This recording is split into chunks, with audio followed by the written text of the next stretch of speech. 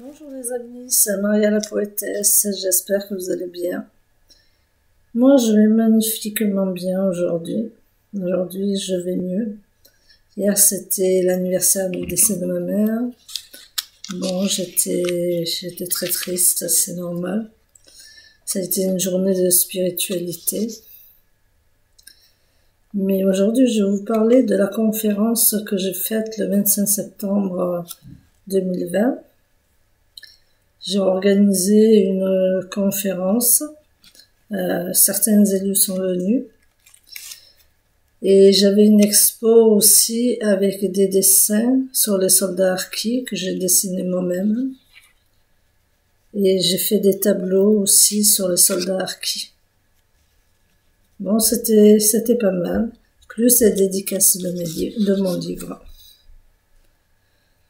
Aujourd'hui, je voudrais vous lire la conférence que j'ai faite. Mais j'aimerais bien que vous mettiez des j'aime, abonnez-vous, ça vous coûte rien. De quoi avez-vous peur? Voici ma conférence. Elle sera un petit peu longue. Écoutez-moi bien. Conférence du 25 septembre 2020. Bonjour mesdames, messieurs, dames les élus, je vous ai invité à cette conférence à ce jour, le vendredi 25 septembre 2020, journée commémorative des harkis et des rapatriés, où moi, la poétesse arlésienne, enfant de rapatriés, dont mon père était ami avec le Bachaga Boualam, responsable de la communauté des harkis de Mastibert, que j'ai connu, je leur rends un grand hommage à ces valeureux soldats qui ont servi notre patrie, la France. Je salue aussi la communauté harki de la Loire, tout particulièrement Saint-Étienne. Je salue aussi les Pieds Noirs. En cette journée commémorative des harkis qui ont suivi notre France, où j'expose des dessins de ces soldats de l'armée française, ainsi que des tableaux et mon livre que je dédicace. En mars 62, les accords d'Évian sont signés. Les Français quittent alors l'Algérie et abandonnent les harkis. Nombre d'entre eux sont considérés comme des traîtres. Ils sont torturés et exécutés par milliers. Les 60 millions d'Algériens ayant réussi à fuir en métropole sont accueillis dans des camps isolés et insalubres. Le Bachaga Saïd Boualam, fils d'une ancienne famille de notables de Beni Boudouane, dans le département de Beaune, gradé capitaine pendant la Seconde Guerre mondiale, décoré par la Croix de guerre, Croix du combattant et de la valeur militaire, responsable de l'Ouarsénie de la Harka de la région sous la responsabilité de l'ex-colonel Jean Garde, membre de l'OAS. Durant des combats, il perd 17 membres de sa famille, dont un de ses fils, Abdelkader. En 1945, il devient caïd du douar des Beni Boudouane. Il se rallie au général de Gaulle.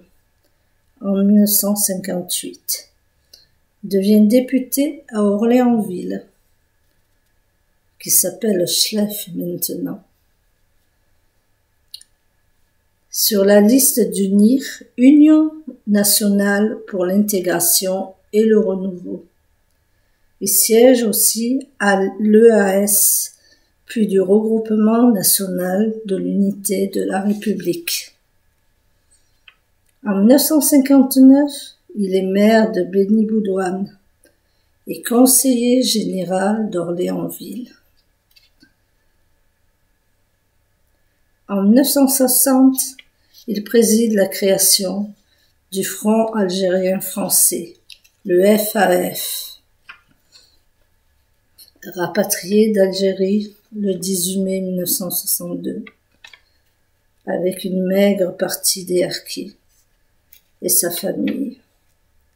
Il se retire à Mastibert, à 18 km d'Arles, mais qui n'est pas en Camargue comme disent certains, c'est du côté du Parcenoï de Rome. Il est nommé à la Commission nationale chargée de l'étude des problèmes des Français musulmans de France en 1979. Il meurt le 8 février 1982. Paix son âme. Un de ses fils prend la succession et quand il décède, c'est Monsieur Guelfout Kader, que je connais bien, qui prend le relais. Et à l'heure actuelle, c'est le neveu du Bachaga, Ali, qui prend la relève. Le premier camp était situé à Larzac, au Puy-de-Dôme, et à Bourg-l'Arcic, dans la Drôme, dont ce dernier, comme la plupart des camps, se situe dans une forêt. Là, je suis en train de vous parler des camps. Les 2 premiers camps, ils sont très difficiles, d'une insalubrité. Même les animaux, on ne les met pas dedans. À Bourg-l'Arcic, il n'y avait que des tentes, avec des robinets pour l'eau, mais qui étaient assez éloignés. Pas d'hygiène, pas de confort. Quand les robinets étaient gelés, ils ramassaient de la neige, la faisaient fondre pour avoir de l'eau. C'était la galère, qu'il y avait des enfants qui devaient aller chercher l'eau, des grands seaux d'eau. Pensez, imaginez, les amis. Ces camps-là étaient du provisoire. Les harkis ont été évacués à Bias et Saint-Maurice-l'Ardoise. Là, ils ont eu un peu plus de confort. On faisait Noël aux enfants et on m'a raconté que les militaires faisaient descendre le Père Noël avec l'hélicoptère, avec plein de cadeaux pour les enfants.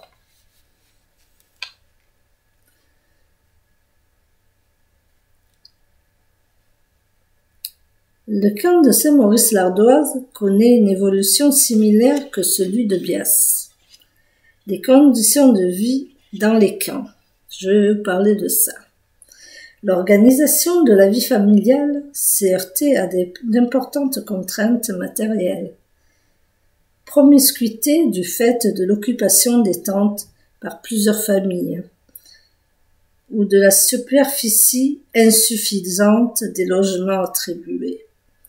Insalubrité, WC extérieur collectif dépourvu d'eau courante, douche collective peu accessible, manque de couchage, mais aussi de chaises pour toute la famille.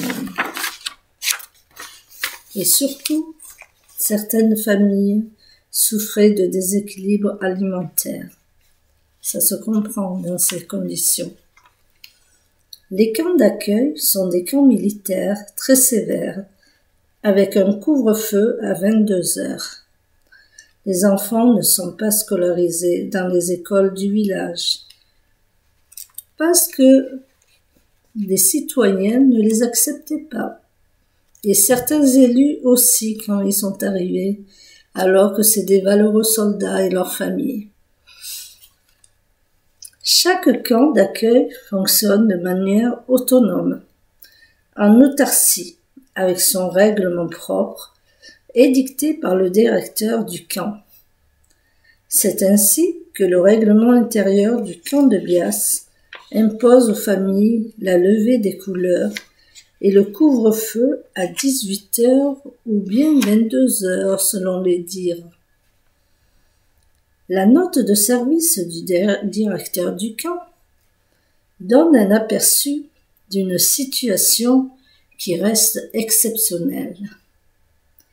L'administration contrôle également le courrier et les colis qui sont ouverts.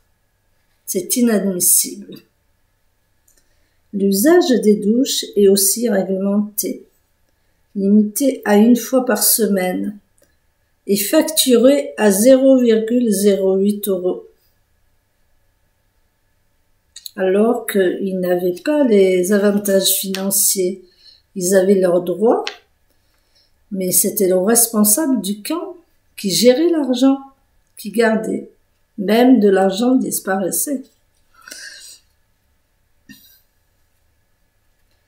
Fermeture progressive et définitive des camps reclassés, dispersion. Assez rapidement, certains harkis ont pu s'établir à l'extérieur de ces camps, soit pour aller vers d'autres structures encadrées, les hameaux de forestage, soit pour s'établir en dehors de toute structure. Par exemple, dans le village de Saint-Valérien, dans l'Yonne, grâce à des initiatives privées et au soutien du ministère des Rapatriés en 1964. Dans la Somme, des familles kabyles, originaires de la communauté d'Iflissène, en Algérie, s'installent à Poix des Picardies, sous la protection de la famille Abdellatif. L'action conjuguée d'un lieutenant et de son sergent-chef a permis l'installation à Vic-le-Comte, dans le Puy-de-Dôme, d'une centaine de personnes originaires du même douar. Le jumelage de la commune de Château-Renaud en Indre-et-Loire avec la commune d'Aris avant l'indépendance de l'Algérie, ainsi que la possibilité de trouver un emploi dans l'industrie de la chaussure, ont ainsi aidé les familles de harkis à s'adapter plus facilement. Les hameaux de forestage. Comme on l'a vu précédemment, les camps de Brolastiq et du Larzac sont fermés avant l'hiver 62. Les harkis y sont restés que 15 jours. Ça, je le sais de sources sûres. Les camps de Rieswald ne comptent plus à la fin de l'année 64. Que quelques familles jugées inaptes à tout reclassement. L'armée ferme alors les camps et la vingtaine de familles restantes s'installe à proximité immédiate du camp Joffre, dans un hameau appelé Cité du Réard, dont la construction est décidée par le maire de Rieswald.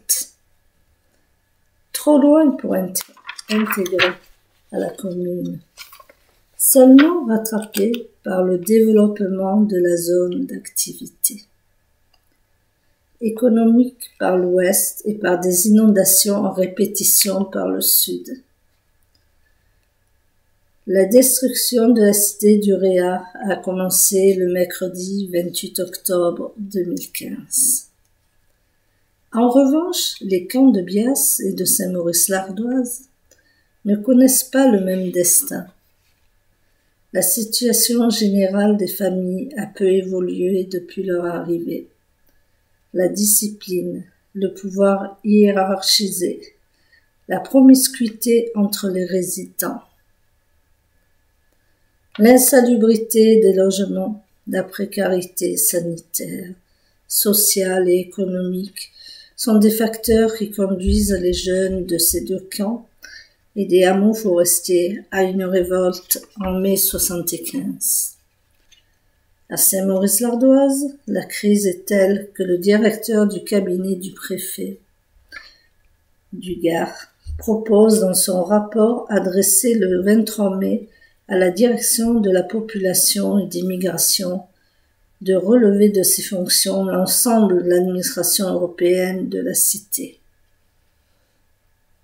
Dans ce contexte, le Conseil des ministres du 6 août 1975 prend la décision de fermer les camps et les hameaux de forestage. Cependant, si la tutelle administrative disparaît, toutes les familles de Harki ne quittent pas les lieux d'accueil et ces structures subsistent après 1975. À Saint-Maurice-l'Ardoise, un dispositif d'aide à la recherche de logement mis en place par la DAS permet aux familles de quitter le camp. De 1975 à 1976, le reclassement des dernières familles se déroule à un rythme inégal. Malgré les dispositifs mis en place, le programme de relogement n'atteint pas ses objectifs.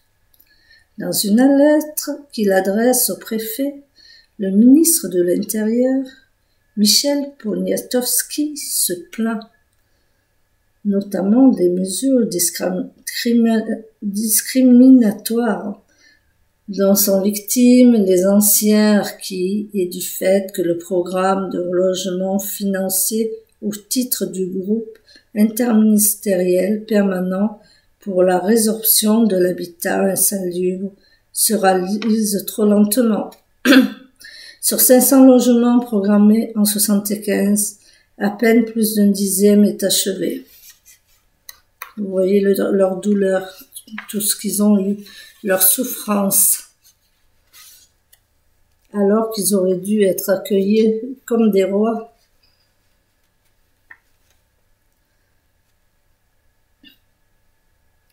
À la difficulté d'être relogés s'ajoutent pour les familles les difficultés de s'adapter à un environnement social, économique et culturel qui leur est étranger du fait de leur long isolement.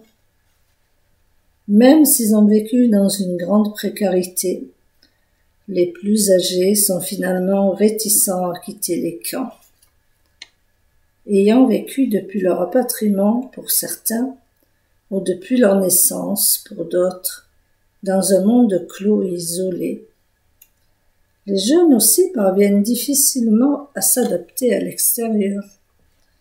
En témoigne la fréquence des retours au camp de ces jeunes, qui l'ayant quitté pour entrer au collège ou suivre une formation professionnelle, y revenaient devant le constat de leurs difficultés ou de leur peur à vivre ailleurs que dans le camp.